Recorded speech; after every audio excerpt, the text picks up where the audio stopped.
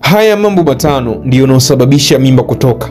Sasa kama ni mwanamke, ni vyema ukayafahamu ili kusudi kuweza kuepukana na changamoto ya mimba kutoka. Sababu ya kwanza kabisa ni changamoto ya hormone imbalance. Hasa homoni ya progesterone inaposhuka chini au kwa na changamoto ya thyroid problem, inaweza kusababisha ukuaji wa mtoto wako ikawa ni hafifu, mwisho siku mimba ikaporomoka.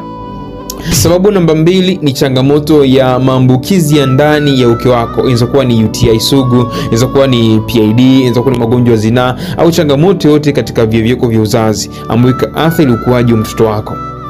Sababu namba 3 ni mtindo mbaya wa maisha, hasa katika ulaji wako.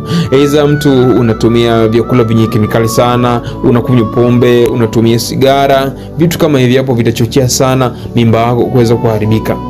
Sababu namba 4 ni changamoto ya pressure pamoja na changamoto ya kisukari, hasa inaposhindwa kuweza kudhibitiwa. Inaweza kuwa ni sababu kubwa ambayo ikapelekea hiyo mimba yako ikaweza kuharibika.